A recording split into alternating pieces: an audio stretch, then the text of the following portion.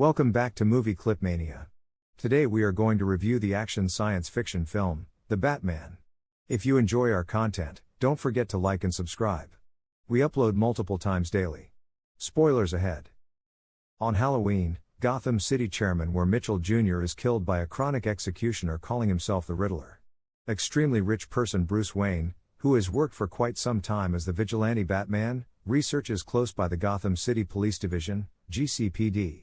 Lieutenant James Gordon finds that the Riddler left a directive for Batman, yet official Pete Savage censures him for permitting a vigilante to enter the crime location and drives Batman out. The Riddler kills Savage and leaves one more directive for Batman.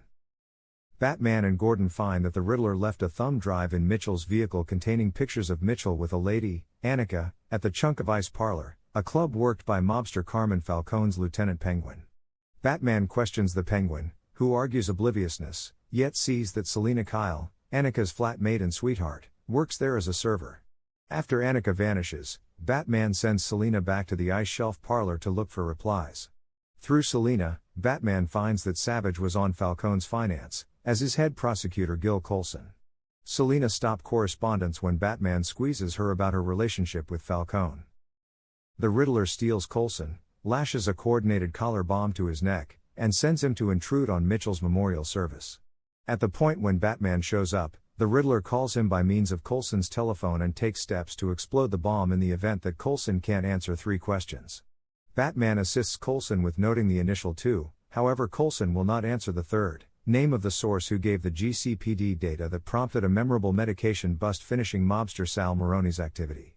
The bomb detonates, killing Colson and thumping Batman oblivious. Batman and Gordon find that the witness might be the Penguin and track him to a medication bargain.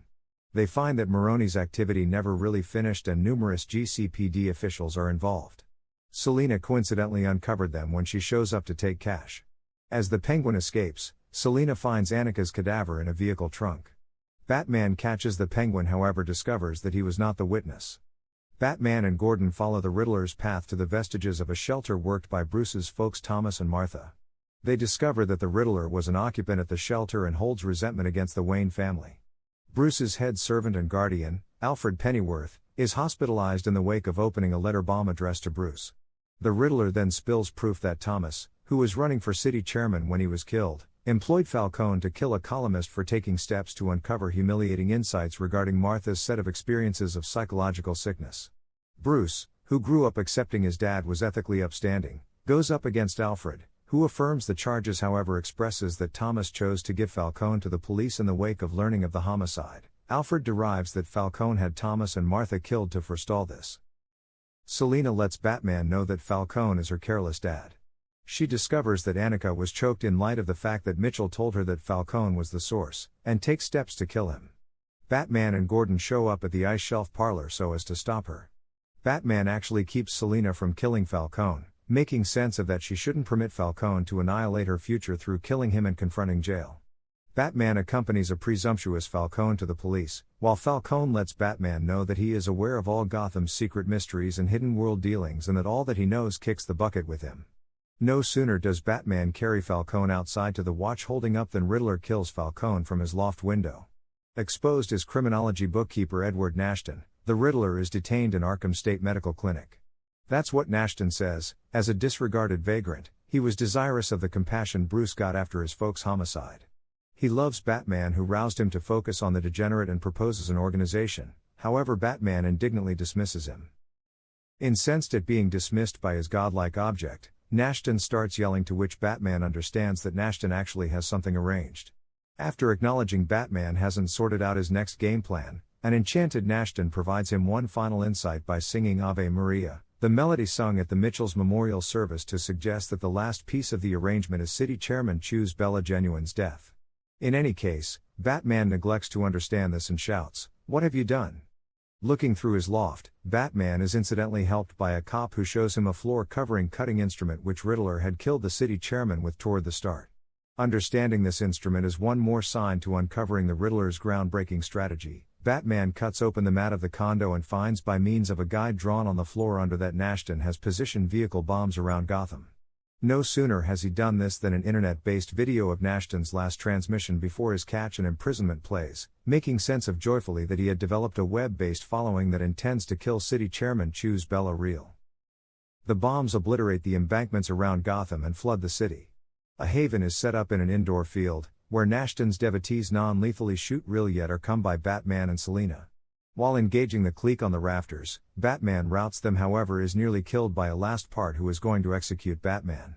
Selina shows up and salvages Batman prior to kissing him, saying thanks to him for keeping her from killing Falcone.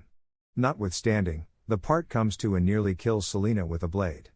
Batman is weakened from his wounds and incapable to get up to safeguard Selina. He infuses himself with adrenaline, gets up, and handles the part to the ground. He has the part nailed down and beats his face viciously until he is come by Gordon and Selina. Gordon approaches the part and detaches his cover to uncover his enlarged, wounded face. Gordon inquires, "Who in the world would you say you are?" The man answers, "Me? I'm Retribution." Batman sees an electrical cable swinging simply past the groups in the overwhelmed water beneath, tossing flashes wherever as it thrashes fiercely. Batman utilizes his catching snare to swing toward the line and take hold of it.